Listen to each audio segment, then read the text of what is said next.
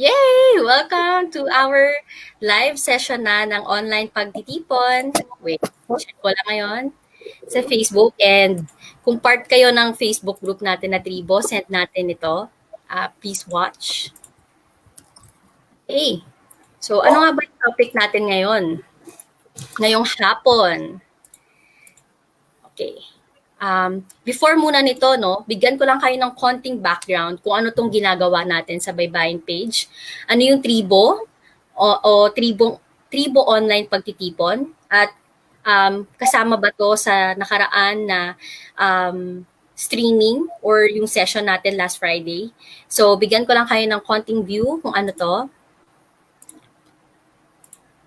Okay, ayan. So, ang tribo po ay isang kilusan ng pamayan ng Pilipino na ang inspirasyon ay lumikha di lamang ng sariling pangkabuhayan at oportunidad, pero para din maging impluensya sa mga susunod na henerasyon at part na rin yun yung pagiging panghikayat natin sa mga batang nagnanais na maging negosyante na may potential din at na lead o mamuno ng isang startup business. So, ano ba yung online pagtitipon?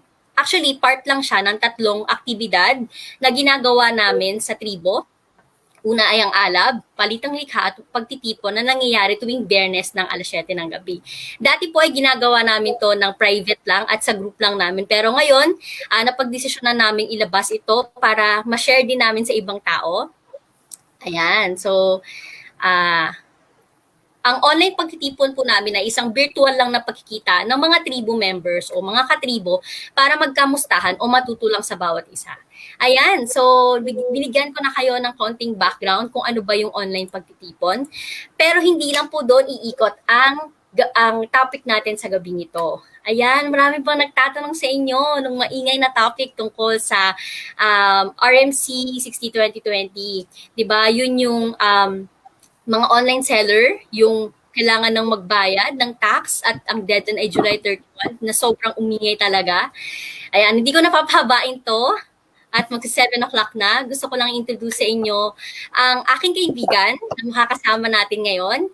At maraming salamat sa kanya dahil pinaunlakan niya tayo at isa tong pribilehiyo na bigyan tayo ng oras para sa mga katanungan na pwede nating itanong, kaya comment lang kayo at ng mga questions nyo at babasahin natin, sasagutin natin siya mamaya.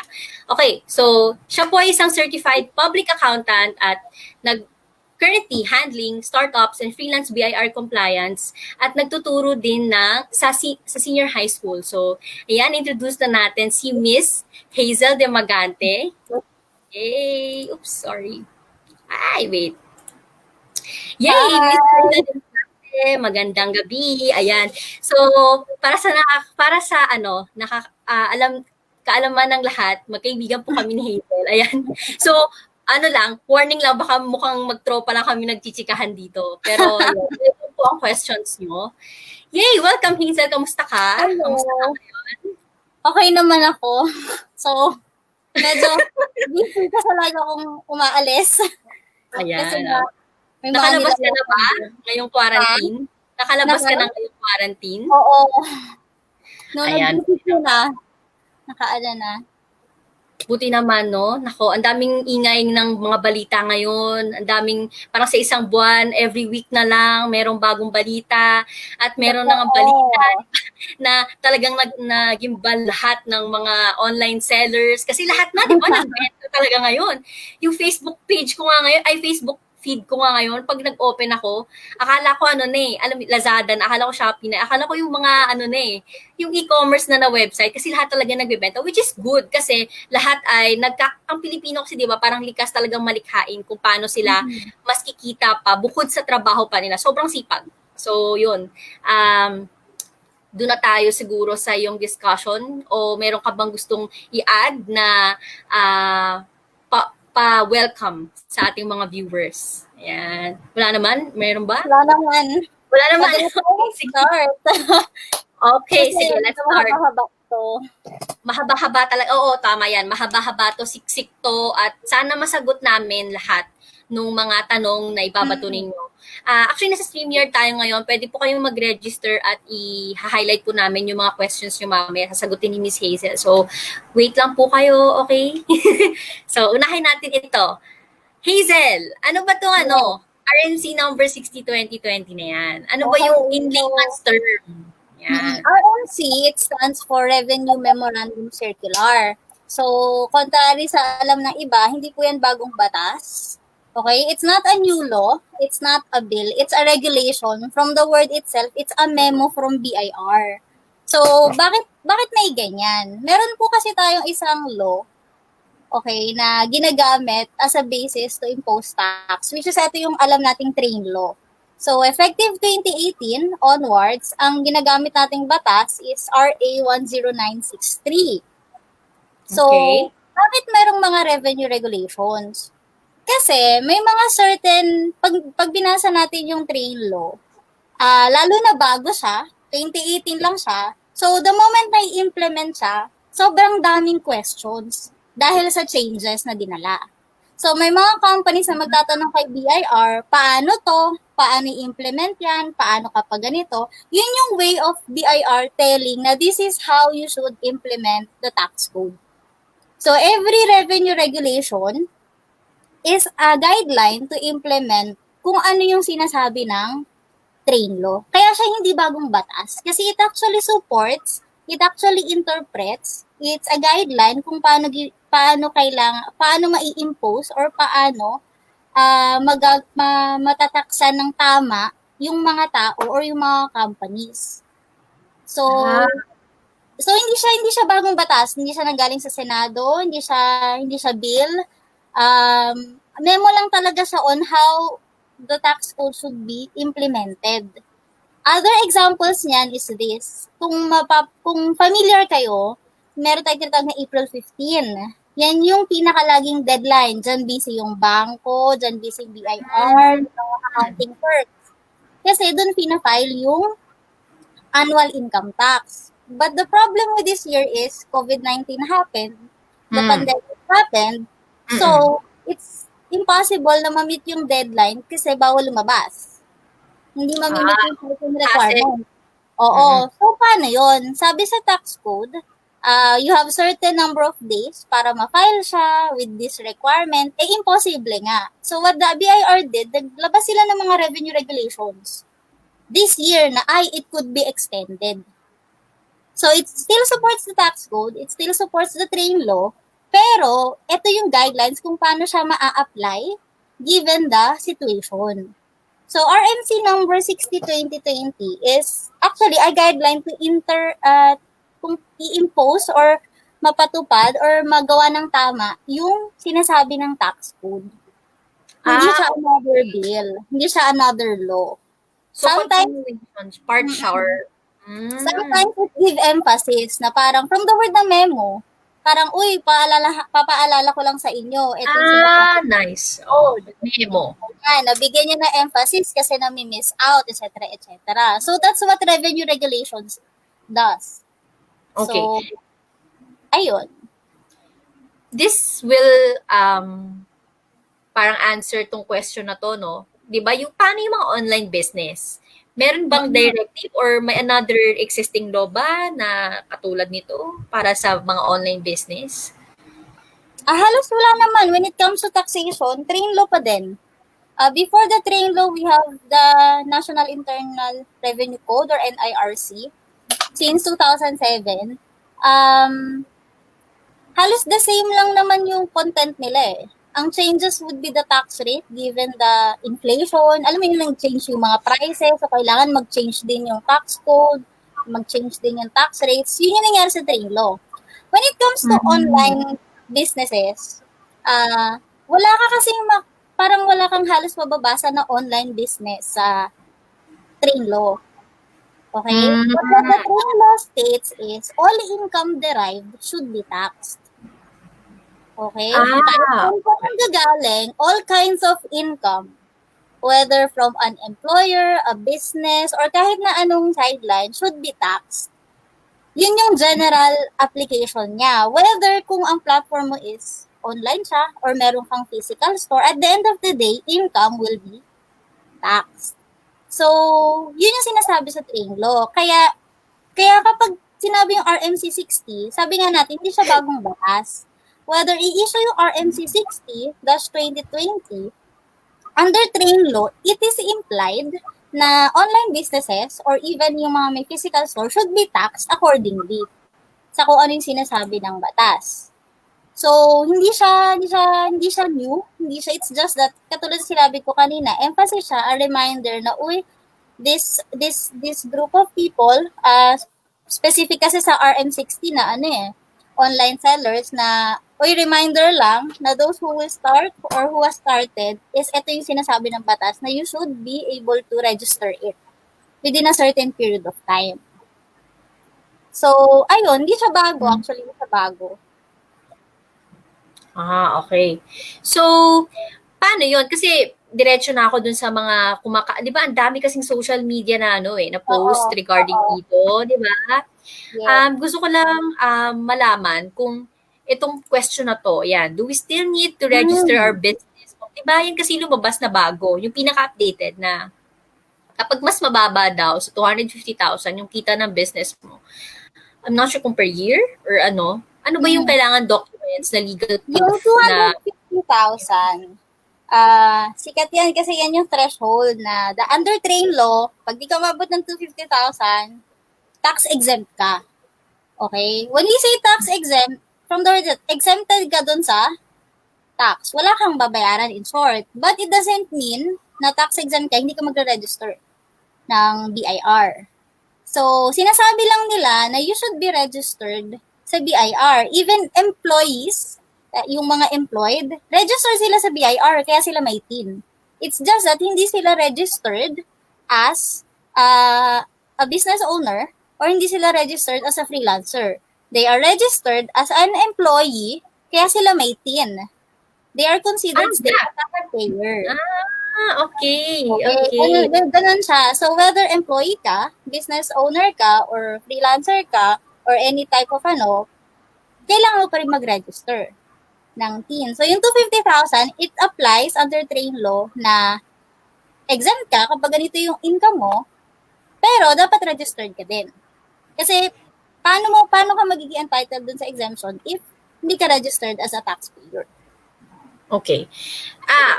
I will ask you, ano yung opinion mo with that? First, syempre that's the law. Pero your perspective or your Ito on the RMC? No, with 250,000. Kasi di ba parang may nilalabas daw na parang in favor nga na parang, how do you see it? Is it something positive from the shocking? Kasi tumaas siya before. I mean, yung 250,000 sa under train law, tama? Or the RMC 60? This question na parang, ano yun, in favor? Actually, for compliance, kailangan registered siya. Okay? Do you still need to register it? Yes, kasi again, hindi natin kailangan magkaroon ng RM60 to be able to say na, hindi kailangan siya i-registered. So, ganun siya, whether kumita ka or hindi, kailangan mo lang siya i-register, and then, pag kumita ka, you pay taxes accordingly. Okay. So, kailangan mo siyang i-register, pero ibang usapan pa si tax kung paano yung per month. Paano ba yun? Kasi, usually per quarter. Depende pa. Actually, the train law has given us a better option, especially for freelancers, for small businesses na mas maluwag na sa kanila yung option na binibigay ng train law compared sa previous na tax code. Okay. So, yeah, that's clear. Wait.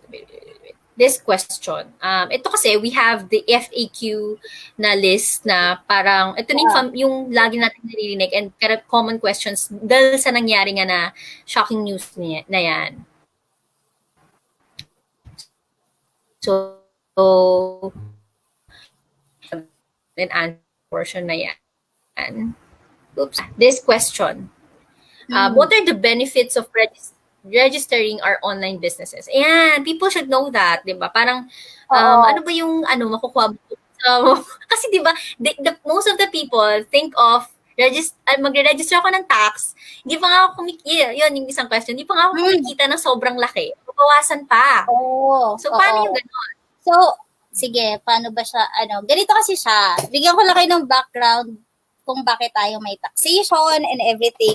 So, we have tax, ang primary purpose talaga ng tax is to, kasi nga, meron tayong government, we chose yung, ganun yung structure ng Pilipinas.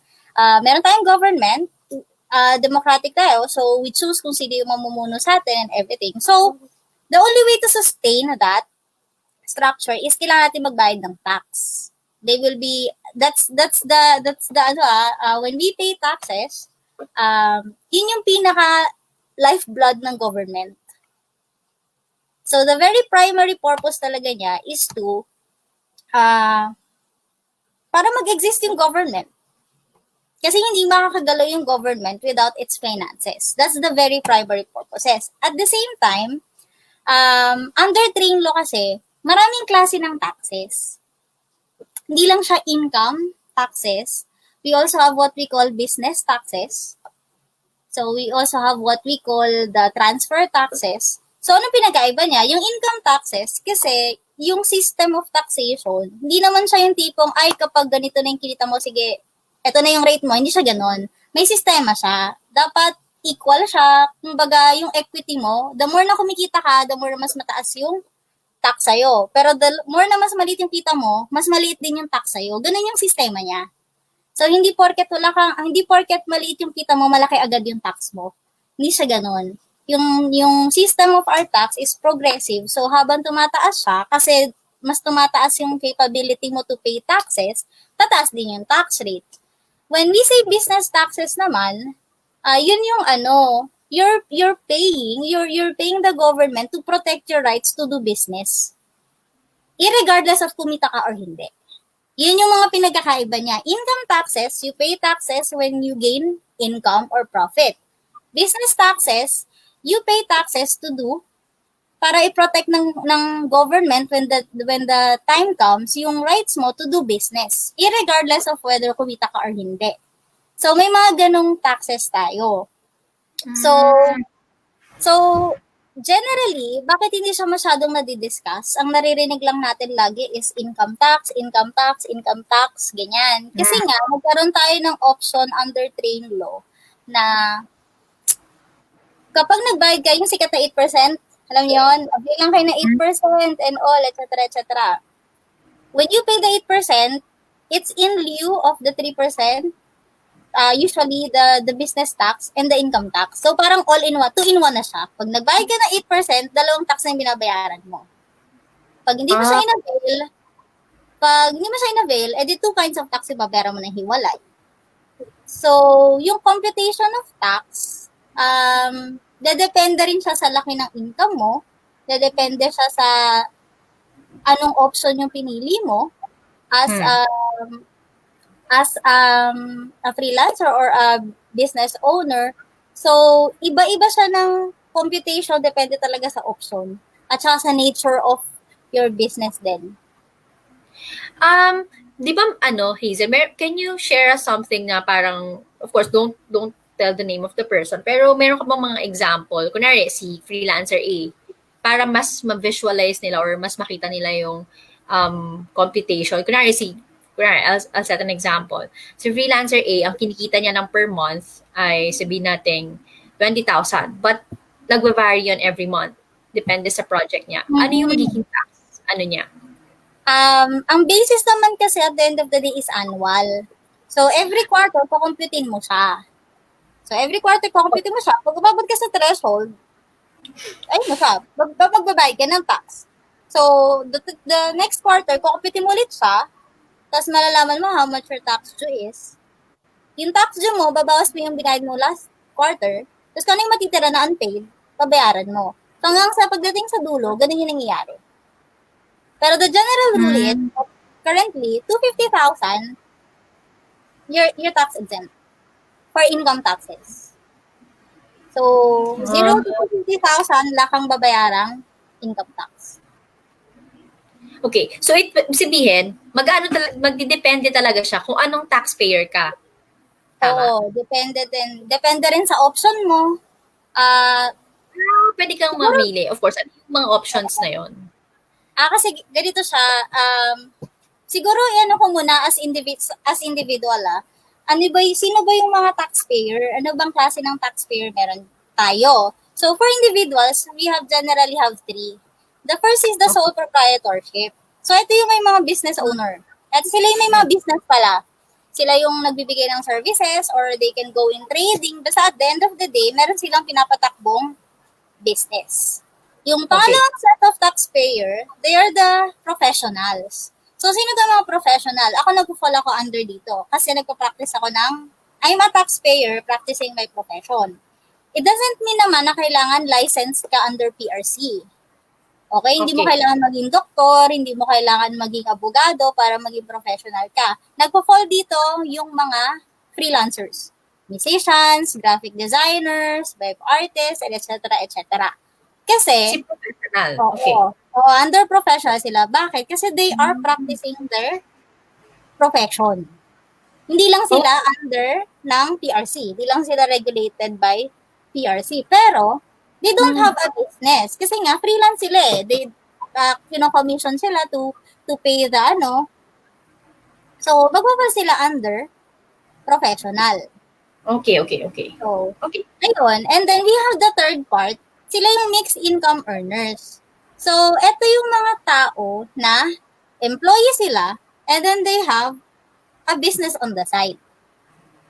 Oh! Oh, yun. So, kapag employed ka, and then meron ka ni-register na business on the side or pinapractice mo yung profession mo on the side, you'll fall under mixed income earner. So, bakit wala dito yung employees? Kasi yung employees, kapag yung employee ka, wala kang other income, employee ka, tapos employed ka lang by one employer, hindi mo na kailangan mag-file ng taxes. Ang gagawa nun para sa'yo would be your employer. Oo. Hindi sila nagpupunta ng BIR, hindi sila nagpa-file online kasi nga, yung gumagawa nun is the employer. But for these three taxpayers, yung sole proprietors, yung professionals, saka yung mixed income earners, sila yung nagpa-file ng sarili nilang income tax return. So, yung tatlo na yon for individual, sila yung lagi mo makikita sa BIR forms. Anong klaseng taxpayer ka, etc. etc. So, mamili ka dun sa tatlong category na yon. So, ganun siya. So, depende rin kung ano yung magiging requirement mo para ma-register ka. Depende rin kung anong klase ng taxpayer ka. Okay. So, magkaiba siya. Pero wait lang, nakita ko lang kasi yung question. What are the benefits of registering our online businesses? So, plugin ko lang, siya, it protects both you and your customers. Number one. Kasi kapag nire-register mo yung business mo, una, you're declaring na legit ka, hindi ka fake, hindi ka manloloko ng tao, there's a certain level of accountability na, legit ako, I'm a business owner, ito yung proof ko. At the same time, it also protects yung customers mo na hindi sila maloloko na, okay, legit kasi to. So, at least there's a level of security na, okay, hindi makukuha, may mahahabol ako in case So, yun yung one of the best benefits. At the same time, pag nagkaroon ng, for example, nagkaroon ka ng problema, aberya, naloko ka ng isang contractor, etc., etc., it will be so hard for you to go after the government kasi nga, ganito kasi siya, conducting business without registering it renders it illegal. So, there's a certain period of time na kailangan mo siyang ma-register. Kasi the idea is when you enter a business, you're saying na, hindi ako half-hearted dito. Okay? That's what we want to encourage. When we enter it, wholehearted tayo, embrace natin that as part of our responsibilities is you need to register it kasi nga, it's not just you na mapoprotect, pero even the people around you, yung customers mo, yung mga stakeholders mo, even your potential customers, yun din kasi yung, kaya laging yun ang hinahanap, bear's permit, ITR, di ba sa ITR kasi, sa visa hinahanap yung ITR kasi, The receipt, what's that? Ano nga yun? Do you have, kasi, OR, the OR. Yun ang mga laging hinahanap kasi yun yung proof of yung hindi ka fake. Yun yung proof na Ah. legit business ako. Kasi meron akong ITR, meron akong DTI, meron akong mayor's permit. So, yun yung one of the best benefits of registering yourself as a taxpayer. That's really good, no? Kasi parang actually, it's not something na common na, lalo ngayon, ang dami kasing ang daming lumabas na businesses. Well, hindi naman natin masisi, right? Kasi nga, with the situation given, hindi lang naman ang Pilipinas, pero ang buong mundo is parang finding ways din talaga kung paano masu-survive. Survival mode tayo ngayon. So, this is one way na makita din natin na kung paano ito na lang. Since the next question would be how. So ngayon, last, siguro for me, shucks, nalimutan ko siya. Wait, nalimutan ko. Yung, naka-live tayo.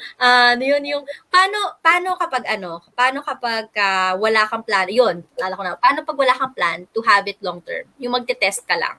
Mm-hmm. So, pag nag-register, yun kasing fear nung karamihan eh. Parang, mag-register ako, hindi pa ako sure. I want to test it muna ng like a year. Kapag ka nag-sell siya, or umokay siya, di saka ako i-register. Trial and error pa lang din. If it's really very small, I'm pro-compliance, but if it's really very small, lalo na kapag it will require you to do DTI and mayor's permit, I would suggest na please plan it out. Really plan it out. When you do business. Kasi, the most expensive for startups would be registering for mayor's permit. Yun talaga yung pinakamahal. Yun yung pinakamahal. Registration for BIR, that's 500 pesos. Only. Yes. Wala na siya kabilis. Nag-register ka sa BIR, pero required nga is mayor's permit. DTI, nasa 1,000 kapag regional yung territory mo. Ibig sabihin, may branch ka sa region mo. Mapoprotect yung name mo for that. So, kapag yun, 1,000 siya, kung gusto mo mag-branch outside your region, you're gonna pay 2,000. Kasi yung mayor's permit, pala yung average 5,000. So, mayor's permit? Wow! Yun yung pinakamabigat. It's the permit to operate a business. Okay. Whether you have physical stall or paano kung online lang? Whether home-based ka or ano. Well, under RM60, okay, under RM60, kung titignan niyo yung Annex A, hindi doon nakalagay yung mayor's permit. Wala sa list of requirement. Parang, usually kasi, when you go to, discuss ko na kung paano ba na-register yan. Okay. Before ka makapag-register sa BIR, may mga requirements na hahanapin sa'yo. Una, kailangan may TIN ka. Okay? So, yung TIN personal number. Oo, TIN. Okay, note lang po, please make sure that you only have one TIN. Isa lang yung TIN nyo. So, kahit na magkaroon kayo ng business na iba yung pangalan, kayo pa rin yung taxpayer, huwag nyo gagawa ng bagong TIN. Okay po? Okay. Kasi illegal po magkaroon ng dalawang TIN ng 2 or more. Okay. So, malaki po yung penalty doon. In such cases, nagkakaroon kapag lumilipat ang company? Kunwari, no? No. Same pa rin yung TIN mo. Ang pwede lang magkaroon ng other TIN, yung mga registered sa SEC. Pero kung hindi ka registered sa SEC, you have your own business, kasi parang tatanungin niya, ito yung pangalan ng business ko, pero iba yung pangalan ko. So, gagawin ko ba siya ng bagong TIN? Hindi po. Kasi yung DTI, registering yourself sa DTI, ang nire-register mo lang doon would be your name. Right? Kasi nga sa trade name eh. So, you're registering your business name. Ibig sabihin, wala kang i-help ko ng DTI na wala kang kaparehas. Identity mo, yung pangalan mo, ikaw yan. Walang ibang may Oo. So, DTI. So, it's really for protection. Ng DTI. Oo, yun ang ginagawa ng DTI. Pero, hindi si DTI, kasi name nga lang siya eh. Hindi siya yung taxpayer. Ang taxpayer, yung person. Okay. So, si business name mo is to DTI, but it's just a business name. It's not a taxpayer. For ano to so legal, So, pag nagkaroon ka ng official receipts, nagpaprint ka ng resibo, ang lalabas doon, not your DTI name, not your trade name. Ang lalabas doon, yung pangalan mo mismo. Okay. So, yun yung difference niya. Wait, so pero anong kind of taxpayer ka na doon? Is it going to be Individual. personal? Sole Individual taxpayer, proprietorship. oo. Hindi, individual. Individual Ah, talaga. Hindi sabihin tao ka. Okay, Okay. sino So ka kasi that's yung another individual, oo. taxpayer. Just to give an example kasi, non-individuals are corporations, partnership. Okay. Kumbaga, hindi sila tao, pero they have their own legal identity. Tinitingnan sila ng batas na, okay, another person to. Kasi binigyan sila ng authority under certain laws, like partnership law, corporation code, na magkaroon sila ng sarili nilang identity. So, they have their own PIN. Okay. Kaya yung mga companies, pag nakikita niyo yung resibo sa, for example, sa Starbucks, or yung mga Ayala, ganyan, sa SM, makikita nyo, ang name ng taxpayer doon is the corporation. Ang Yeah, PIN na makikita nyo doon is the corporation. Kasi they are considered a person, but not individual. They have their own legal identity. So, yun yung mga differences. So, kapag hindi ka registered sa SEC, individual tayo. So, kapag sole proprietor ka, you need to go to DTI. Before kasi, ang normal process is DTI and then mayor's permit. So, kapag nakakuha na ng mayor's permit, pwede ka na magpunta sa BIR. Pag nag-register ka na, tsaka ka pala magre-register. Pero under RMC 60, particularly for online sellers, hindi, according to at least sa annex, hindi siya kasama sa list of requirements. Okay? For a certain period, oo. So, pwede na siyang hanapin kapag lumampas na yung July 31, gano'n. Kasi nga, kung ano yung kailangan mong nababasa mo sa buong RM60 2020, yun yung ma-apply sa'yo. Okay, pero paano yun? Di ba July 31 ang deadline? Paano kung di nila na-record lahat ng past? For example, kasi nga hindi pa naman registered. So, ang nakalagay naman sa RM60 is voluntarily declare the past transactions. And even the Department of Finance called out BIR na hindi nila pwedeng parasahin i-declare yung past transactions. So, guys, ganun if you siya. have questions, guys, please comment. Mamaya may bukod pa kayong Q&A. You will have the chance to ask directly to Miss Hazel. So, okay. We're done. Medyo mahaba kasi to. Medyo detailed kasi to. Pag magre-register, when it comes to requirements, kasi yun yung usually tinatanong sa akin, kapag sole proprietor ka, mag-open ka ng sarili mong business. Okay, pag mixed income ka, di ba, magkakaroon ka rin sarili mong business. For sole proprietorship, you need a DTI. You need a mayor's permit. Generally, a general requirement to, before ka makapag-register sa BIR. So, kailangan mo na mag-register ng name mo sa DTI. So, Is there any limitation sa name? Yes po. I suggest na register nyo to agad-agad, yung DTI, kasi di ba we have the SEC and then we have the DTI. Dati, hindi magkahiwalay sila.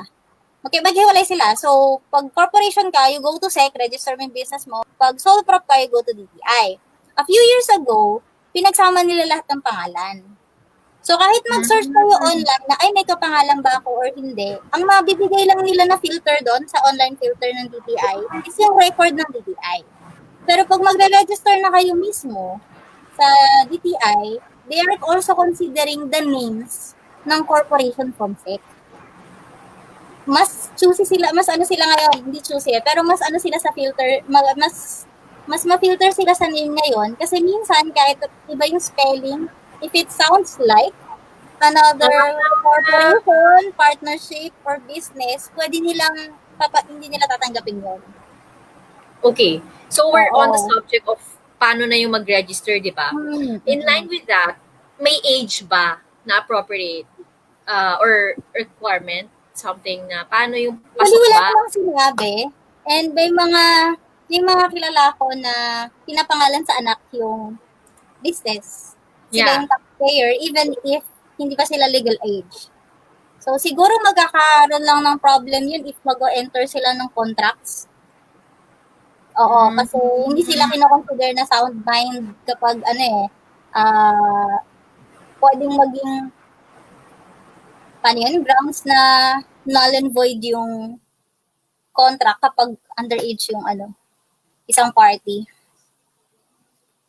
Okay, so yun lang yung issue. meron ka bang parang outline of, well, partly alam ko na discuss mo kanina, pero ano yung parang paano mag-register nung online business mo? Yan. Okay, you start with DTI. If you're a sole proprietorship, you start with DTI. Pero I'll give a note, kapag mixed income kayo, kasi most of the time recently, di ba, employed tayo, most of the time, employed sila, and then, nag-online business kasi nagkaroon ng pandemic. So, they're employed, tapos biglang mag-open ng business. If that's the case, ang pinakauna nyong step na gagawin is kailangan nyong ilipat yung TIN nyo from the RDO kung nasaan man siya, papunta dun sa place of business nyo. Kung sa bahay yan, dun sa RDO, merong area of jurisdiction dun sa place nyo. So, for example, ikaw, yung TIN mo, let's say, saan ka nag-work? Sa Alabang. Sa Alabang. So, let's say, for example, you're working sa Alabang. So, let's assume na yung TIN mo nasa Alabang. Okay. Nag-open ka ng business. So, when nag-open ka ng business, before mo siya ma-register sa BIR, kailangan mailipat yung TIN mo from Alabang to 13. Kasi yung IMUS, nandun siya sa RDO 54A, which is nakabase sa 13. Okay. Okay. So, that's the sample, guys. Hindi natin sa Alabang. Kasi baka pupunta kayong BIR, tapos magulat kayo, wala dun yung TIN nyo, hindi i-register yung business nyo. Pag nasa ibang area, nasa ibang RDO. So, you have to make sure na kayo. Oo, you have to make sure na kapag mixed income kayo, yung TIN nyo nandun sa place kung saan nyo gagawin yung business. Okay. So, ano yun? Ita-transfer. Kunwari, sample, Alabang, ganyan. Tapos BIR Form 1905, change in address of, from employee, automatic. Well, I have a question, personal. Paano yun if, since mixed, taxpayer ka na, hindi naman ibig sabihin nag-online business kayo, alis ka sa work. Paano yun? Kung meron ba siyang problem with your employer? Oo. Kasi mamaya magulat sila, ha? Most of the time with the requirements, hindi. May mga details ka lang ni-ask, like, kailan yung start ng employment mo. May mga, pag tinignan yung 1901, sa 1901 sa BIR, pag nag-register kayo, may makikita kayo doon na kung mixed income ka, yung details ng employer mo. So, siguro yun kailangan mo hingin. Or if the employer requires you to declare na meron kang other source of income, ayun, yung transparency na, siguro yun yung mga issues. Pero when it comes under processes, like, paano kapag tatanggalan ka, kakaltasan ka for SSS, for PhilHealth, paano pag kakaltasan ka ng tax, it doesn't, tuloy pa rin yung ginagawa nila. Parang kakaltasan ka pa rin nila ng sweldo for your taxes, kakaltasan ka pa rin nila ng statutory deduction, it's just, ililipat mo lang yung TIN mo. Wait lang, ililipat means, ano ba yun? Parang it sounds something na parang harmful. Pupunta ka doon, kung nasan yung TIN mo, pupunta ka doon, and then, i-apply mo yung BIR Form 1905, change in address. So, from this place, doon sa area na yon, papunta sa address mo sa bahay, kung home-based ka. Tapos, it will not affect naman your current. The information with BIR kasi is not centralized. Okay. Oo. So, ganun siya. Kailangan nilang ilipat yung information from one RDO to another. Kapag mixed in taxpayer ka na. Oo. Kapag naman may online alternative sila, kapag sinerch sa internet, pwede siya ilipat online. Pero the problem is, it's medyo matagal. Baka matabunan, yun yung matagal siya bago ma-prioritize, unlike kapag pumunta ka mismo sa RDO. So, RD2 is, the revenue district office. okay. So, ano yun? Part ba siya ng BIR? BIR Another lang. building ba siya? Yun yung BIR. Okay. BIR, kasi ang mga name ng BIR is number. So, yung nasa pinaka-north part, there are DO 001, 002, 003. So, depende sa nila. Pababa siya, pataas na pataas. Ganon. So, from north to south, ganun yung name ng BIR. Okay. So, dito sa Cavite, since Cavite base, dalawa yung BIR natin. Isa sa 13, which is 54A, and then isa sa May Kawit, Centennial, 54B. So, depende kung saan ka naka-register. Basta pag dalawa yung source of income mo, meron kang employer, nag-earn ka as employee, tapos meron kang business, si TIN, yung TIN natin, dapat nandun siya sa place of business. Wala sa place na employer. Okay. So, okay. Oh, that's something new, ano yun sa akin. Pero it will not, basta yun kasi fear ko, parang, baka maapektuhan yung current work. At least, clear na siya na hindi. It's just a matter of information lang. And acknowledgement dun sa company. It matters. Kasi, for example, sa accounting firms, other source of income, big deal siya. Not really big deal na pangit tingnan. It's just that kailangan yung transparency para walang bias, kung magkakaroon ng clients, etc. So, kailangan siya i-declare no matter how big or small. May mga ganong issue lang siguro yung mga companies. And then, after mo malipat yung TIN, kung sole proprietor ka, for example, register mo sole proprietor, register first with DTI, and then mayor's permit. Pag nakakuha ka na ng DTI, tapos pag nakakuha ka ng mayor's permit, pwede ka na pumunta sa BIR. Okay? Okay, para sa mga freelancers or professionals like me, hindi natin kailangan mag-register sa DTI. Why? Kasi, most of the time, why? Kasi, kung ang gagamitin mong trade name is your own name. Okay. Kung yung trade name na gagamitin mo is your personal name, you don't need to go to DTI. Pero kapag mayroon kang ibang name na gagamitin, kailangan mag-register ka sa DTI. Okay. Ganun siya. So, kung service-oriented ka, tapos mag-business ka, gusto ba ng sarili mong pangalan, register it with DTI para ma-protect yung name mo. Wala kang kaagaw. Wala rin pwedeng magpanggap na sila to. Kasi nga, hindi nila pwede kunin yung name mo as a business. Pero kapag individual ka kasi, freelancer, yung NSO mo pa lang, mag-isa ka na dun eh. Wala ka nang kaparehas sa ganun eh. No further proof. So, usually, yung kunin sa'yo. So, yun.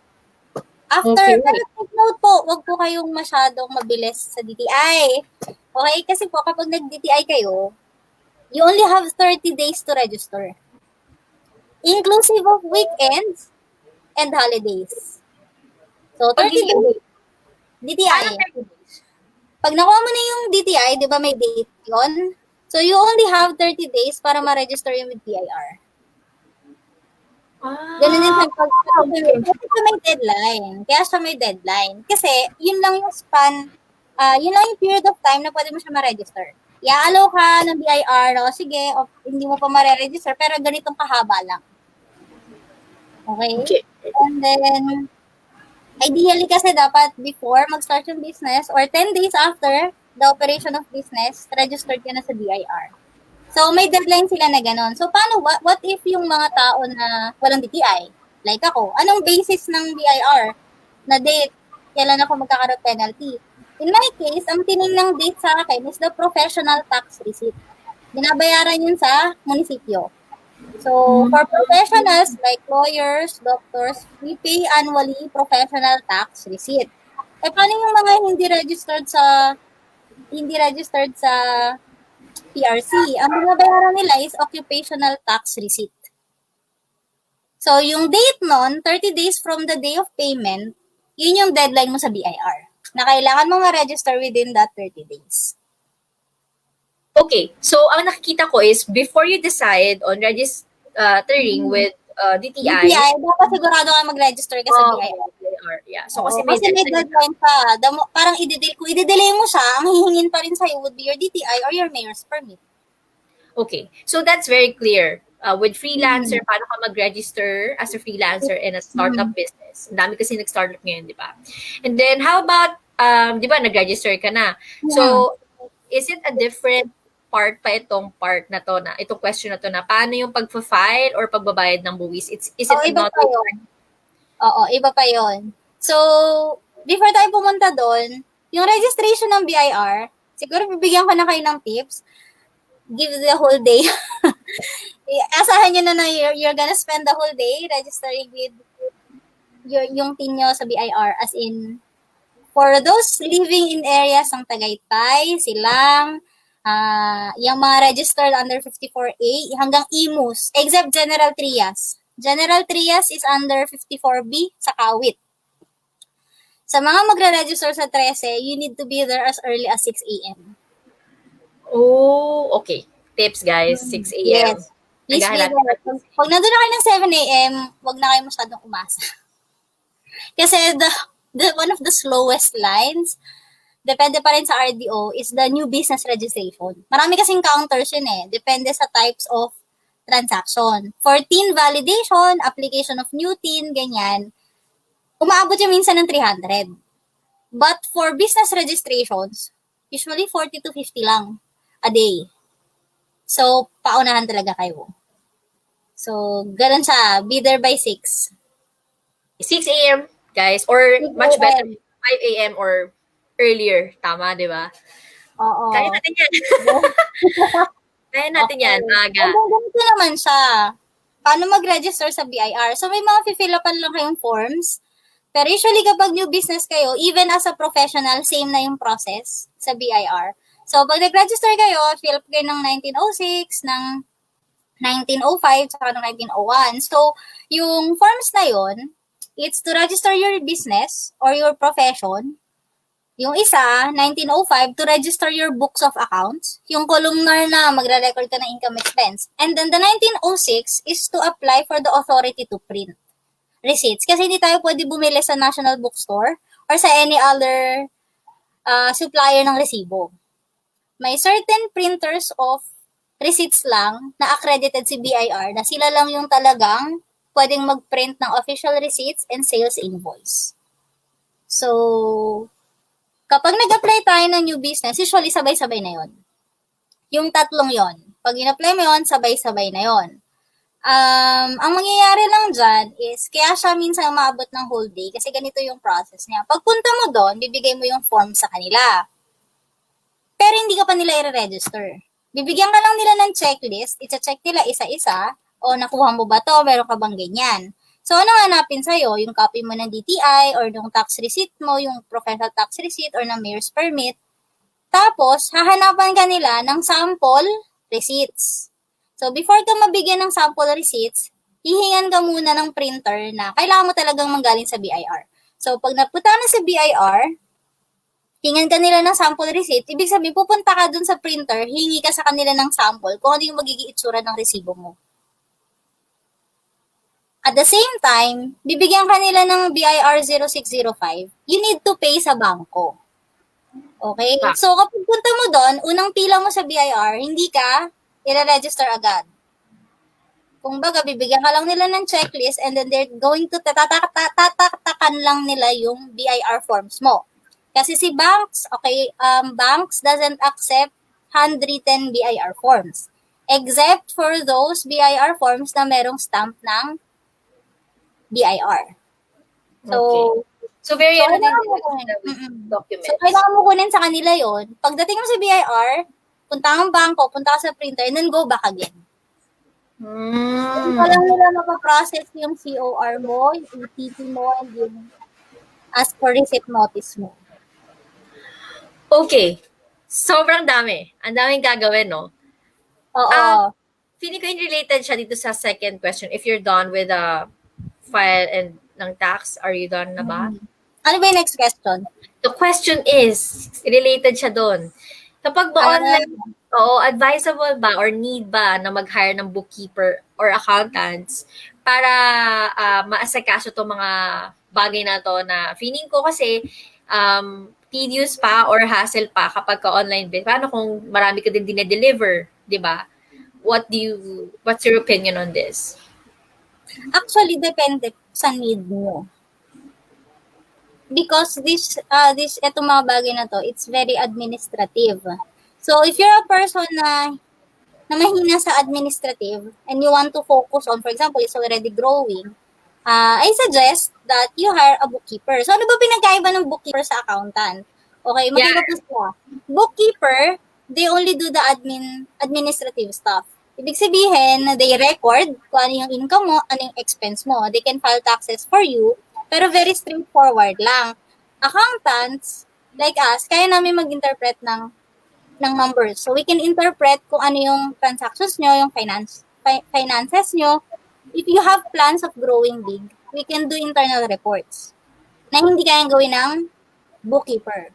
So, if you want us to give an analysis, ay mas beneficial ba kapag ito yung decision na gagawin ko? Kaya ba to ng finances ko? Kaya ba to ng money ko given my state? So, accountants can do that. Bookkeepers, hindi. Limited lang sila sa recording and hanggang filing. Pero when it comes to analysis, kung gusto niyo talagang very intentional kayo, to go for accountants. So, ayun, kung kaya niyo siya gawin mag-isa, hindi siya hassle sa inyo, you still have time, kaya naman, pwede niyo naman gawin for individuals, kaya siya gawin online. Kapag chinek yung Facebook page ng BIR, recently nagbigay sila ng new version ng EBIR form. So, ibig sabihin doon lang magpa-file online. So, may steps doon on how to file it online.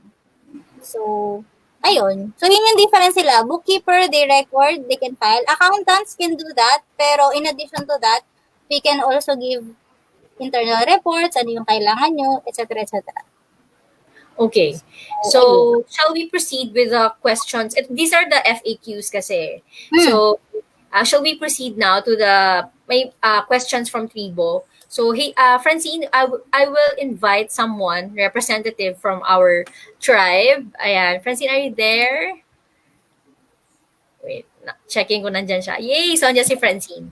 Hi, Francine! Hello, ate. Hello, ayan. So, si Francine ay isa nating katribo at may business din, which is, wait, hide ko para makita natin yung name. Yeah, the Bloom and Glow. Ayan. So, may question siya kasi, Hazel. Ito part na to. I'll show it. Yeah. Paano pag reseller at distributor naman ng business? Kailangan ba nilang mag-register din at mag-comply sa tax obligation? So, the most straightforward answer would be yes. We would encourage you to comply kasi nga, kapag binasa natin yung train law, then all kinds of income should be taxed. So, magkakadal lang yan na hopefully when you do it, wholehearted tayo. So, paano naman yung mga very small businesses talaga? I would say na pag-isipan nyo sana mabuti kasi nga, yung implication ng RMC 60 is very not really parang not really in favor for them kasi burdensome siya, mahal yung mayor's permit, yung renewal niya every year mas mahal kaysa sa application. So, we do hope na when you grow, kapag mas kaya mo na talaga and kaya mo nang i-sustain, the thing that you need to focus on that is yung continuity. If you see it na sobrang sustainable niya in the next 6 months or even more so if you have intentions of growing it, then I suggest register. If you plan to stop it midway, wag na lang din. Yung for example, 2 months lang, 3 months, and then after the quarantine, hindi na itutuloy. I suggest na wag na lang. Kasi nga, kung very small naman siya and all, sobrang hassle mag-close ng business. Kumbaga, madali mag-open, mahirap mag-close. So, pag nag-open ka, make sure na sustainable siya, kaya mo siyang i-sustain, kaya mo siyang panindigan and i-grow pa. Ganon siya. It comes with it kasi, the more you grow a business, the more na lumalaki din yung responsibility mo na it's part of it. Yung taxes are part of it, the compliance are part of it, ganun siya. Ang naisip ko kasi ditong resellers, yung very small lang talaga, reseller ng mga kakilala, alam mo yun, o nagpapabenta lang, very small commission. So kapag mga ganon, and hindi mo talaga siya line of business, kumbaga extra income lang, and hindi mo talaga siya plan na i-grow ng malaki, and then I suggest na pag-isipan ng mabuti if they would want to really register it kasi nga, closing a business is much, much harder than opening one. So, yeah. Oo. So, mag-ipig ka talaga. Pag nag-open ka, talagang dapat nandun ka. Kasi mas mahirap siya i-close. Okay. Francine, nasagot ba ang yung tanong? Baka may additional question pa. Okay na. Okay. Thank you, Thank Francine. you po. Thank you. So, I will proceed with the other, I think, 4 or 3 questions na lang ito before we end at we'll try. Yan. Kasi sobrang siksik. Tulad nga ng sinabi namin kanina, sobrang siksik kasi nitong topic and hindi kaya ng 1 hour talaga, honestly. But we'll try. So, how about the next question? Ito. Magkano daw ang kailangan? Parang not necessarily siguro exact, pero yung range nung kailangan gastusin sa pag-register. Yan. Naaayon ba siya sa laki or liit? I-include ko na yung mayor's permit for the general requirement. DTI, if you're going to register, depende kasi siya sa territory. So, when we say by that is hanggang saan yung name mo. So, kung ang branch mo, gusto mo siya magamit for the whole region, that's 1,000 pesos. Okay. 1,000 pesos. Kapag gusto mo mag-branch out, for example, Cavite, gusto mo magkaroon ng branch outside it, may plans ka, then you can go national. That's 2,000. Kasi kapag, for example, what if regional ka? Tapos, eventually, nag-branch out ka outside Cavite, tapos ang niregister mo lang regional. Mayari doon, mag-apply ko ulit sa pang DTI outside. Kasi nga, yung name mo hanggang Cavite lang. So, nasa mayor's permit talaga siya. Depende sa... Mayor's permit, it depends with the city hall. So, depende sa So, munisipyo. you have to ask your own city hall. Oo. Okay. Okay. Like, usually it's around 5K. Okay. 5K plus registration ng DTI 500 as you told earlier. 1,000. Kung 1,000. regional, 1,000. Oo. Yeah, and then the BIR is Ang tanong dito, nasa laki ba siya or nasa liit? Wala naman. Pero, like, yung ko sa Las Piñas, they are asking for the square meter ng place. So, baka na-consider siya sa assessment kung gaano kalaki yung place na ginagamit. So, kapag nag-apply ka for mayor's permit, yun yung pinakamahal. mahal Paano talaga. yung mga hindi nag-DTI? Paano yung mga hindi nag-DTI? Ang babayaran natin sa professional tax receipt, usually sa 300, 400. Ganon. Annually yon. So, you have to pay it annually. DTI is good for 5 years. Mayor's permit, good for 1 year. So, nire-renew siya every year. Okay. So, And wow. then, Thank you, Hazel. BIR, 500 lang. Pero that's for 5 years or... no, that's the yearly. Yeah, okay. Yearly siya. You have to pay it every year. Yeah, Resibo po, ang receipts, yung printing of official receipts, usually 1,200 to 2,000 for 10 booklets. okay. 500 receipts yun. Yun. Okay. So, Usually, ito nasagot mo na to kanina, but let's parang confirm ulit or sabihin nyo ulit. Yeah, the freelancers or nagpapakommission. Yun, under professional sila. Okay, so yan, professional tax. Or mixed, if nag-freelance ka, nagpapakommission ka, pero at the same time, gusto mo siyang gawing business, so you're going to be a mixed in taxpayer. Kung employed ka, yes. Kung employed ka. Guys, doon tayo. So, ayun, sa receipt, printing of receipt, pag may nagtanong gano'n siya katagal, depende po. Usually, yung mga printer na pinakamalapit sa BIR, sila yung pinakamatagal mag-print. Kasi sila yung option eh. Paglabas mo ng BIR, nandun na sila.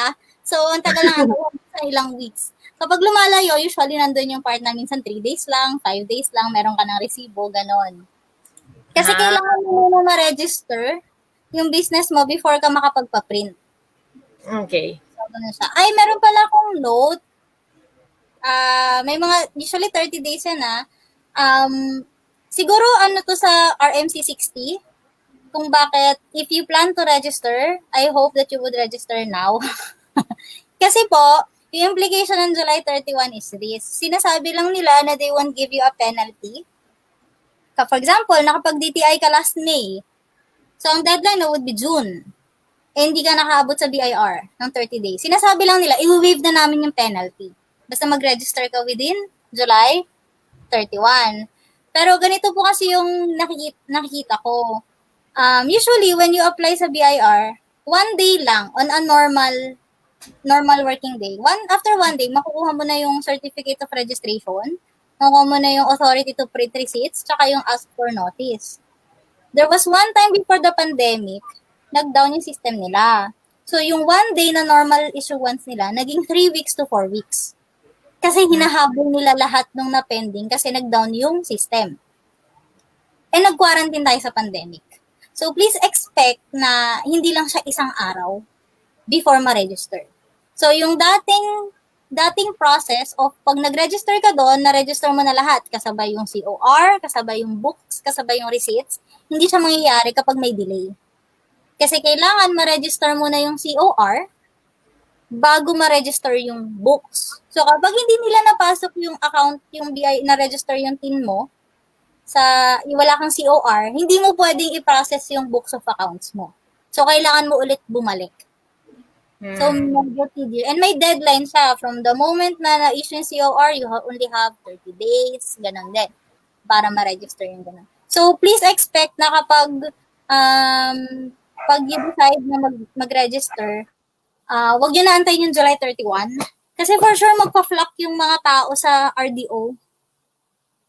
Kasi may deadline na July 31. So, ayun. Yun lang yung ano. So, eto, I think this is the last. Ito muna yung last. So, if may questions kayo, please comment down pa rin. Pero, Hazel will answer that or we will answer that. Babalikan namin kayo in this stream. Okay, ito. Kung yung business naman daw, di regular, kunwari may pasok, na hindi ka na ulit may time na hindi ka pasok or time na hindi ka ulit mag-business, hindi na daw dapat mag-register. I think parang nasagot mo siya earlier. Para, Though I do hope that you would, kasi for example, what if freelancer ka? What if freelancer ka? What if commission-based ka?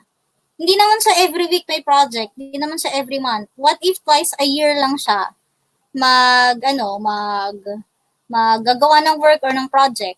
So, ano yun? Hindi na kasi twice a year lang siya gagawa ng work.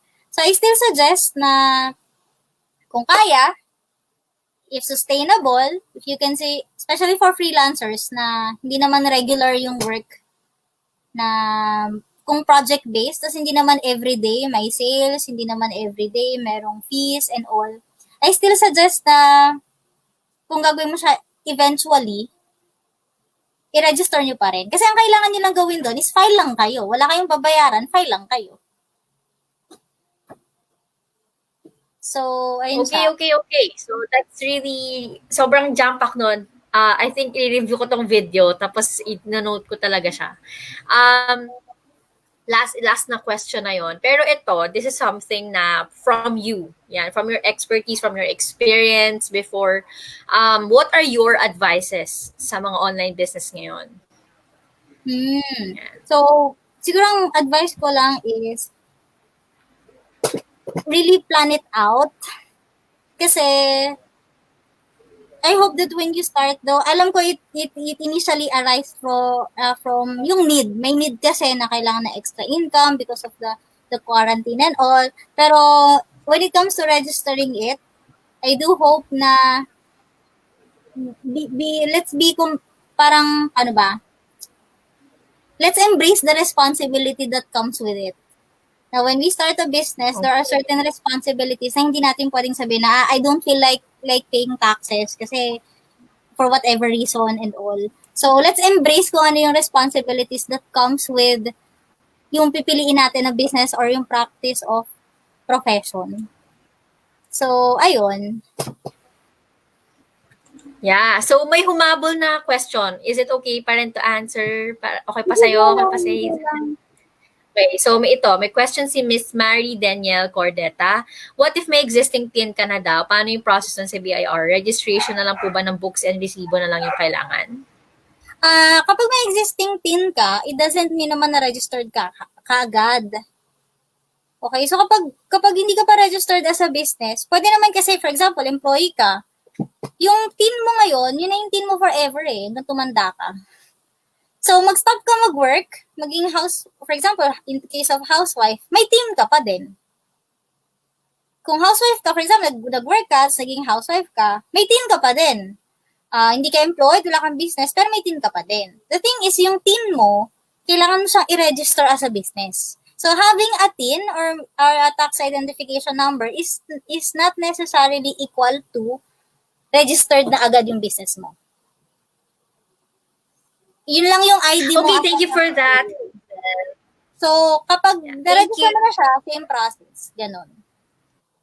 So, may process pa rin talaga siya. Parang, Go pa rin sa process na i-register mo siya, apply mo yung books of accounts, mag-apply ka ng authority to print receipts, etc., etc. So, kapag may TIN ka, hindi siya automatic na registered ka kaagad as a business. Hindi siya ganon. okay. Okay. So, that's really helpful, Hazel. And for me, ako, yung sa dami ng mo kanina, ang daming gagawin talaga. Sobrang niya. So, pero, alam mo yung good news with this is may mga tao kasi na specifically, ganito yung ginagawa nila. I mean, may mga tao na that can work for you para less hassle. So, and I'm gonna vouch you. Yan talaga. Na si Hazel po ay talaga, that's her profession. So, if you have anything na alam mong questions pa bukod sa stream na to, na alam ko hindi naman natin na-discuss pa yung pinaka questions, ayan, pwede niyo po siyang i-contact dito, ayan, sa contact number and email her. Actually, nakatag siya sa post na to. You can just message her. And yun, kung may other concerns pa kayo with regards to this, ang ingin na ng aso ko, baka naririnig niyo.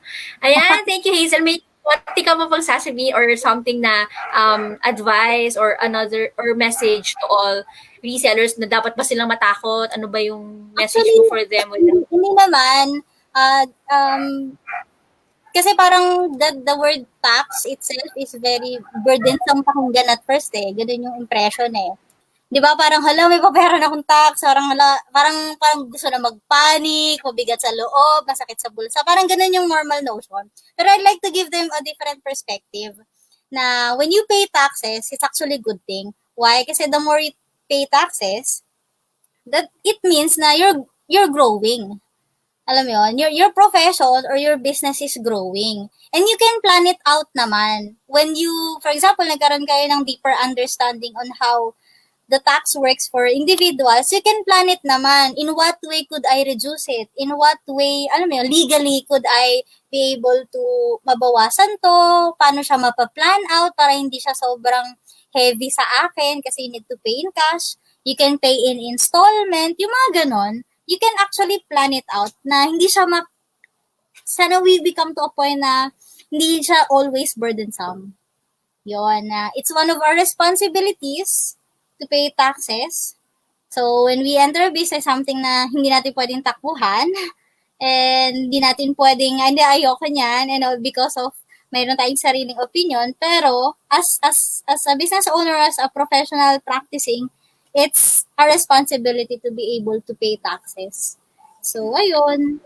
Yeah. So, isa pa din doon, no? We're not doing this also.